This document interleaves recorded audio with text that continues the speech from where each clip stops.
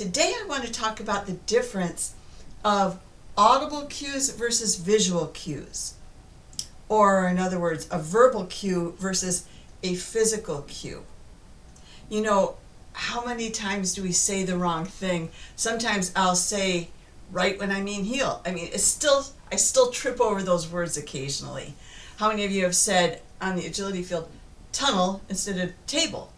You know, it's easy to make mistakes, but your body is going to indicate to the dog the right thing. So they trust you physically before they're ever going to trust the words that you say. Now, I think that there's a benefit to both. And then I'll go to the cons as well. One, if you have a verbal cue, okay, a dog that can't see can still perform for you. Okay, that's where my 20-something years of coaching really comes in handy, because I've followed families of dogs, you know, handlers and teams, from the time they had puppies through the passing away of their dogs.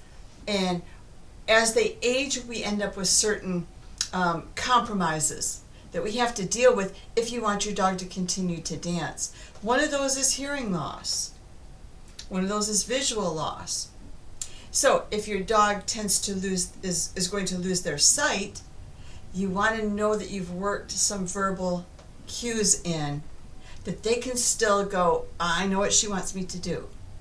And I had a dog team who had a dog who had both eyes removed. Not myself personally. I coached this team. Sally had both eyes removed due to glaucoma, and she could still do distance work with her handler because her handler had a certain word she would say in a certain manner, which meant come back to where the sound is, come back to me.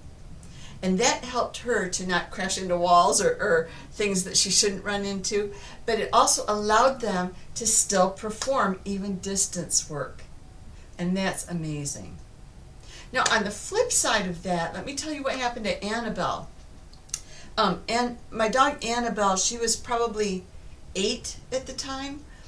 She had oral surgery, and I didn't really think anything of it. It came through it fine. It was an embedded shard from a nylabone in her jaw that they were able to take out, no cancer. But about 2 months later, when I'm trying to dance with her, she's not responding to verbal cues. Well, I didn't understand the length that oral surgery can have to your ears. She had no hearing. She lost her hearing. I had another dog too who had neck surgery as a puppy because she had a disc that never grew and pinched off her spine as her body grew, but that disc didn't. And she couldn't hear either. And sometimes you don't realize that till down the road when we're training outside on the street and the car started coming, she never heard it. And it was my coach who pointed that out to me. She goes, you know, your dog can't hear. I had no clue. So in that case, the physical cueing is the only thing that will allow them to continue dancing. Now, Annie's hearing did come back. It took about a year before it was really back, but I had no clue. She's looking at me like, I don't know what spin means. This is my best performing dog. You know, if I'm just saying it, I wasn't physically cueing it, I'm going spin. Annie, you've done spins since you were 8 weeks old. Come on, spin. There was no response because she wasn't hearing. So realize that there's a benefit to both audio or voice commands and also physical. They're going to trust the physical more than they ever trust the audible. Okay. Another example I want to bring up is if you're only using verbal cues. The reason that started was so that the handler could do something totally unrelated to what the dog is doing.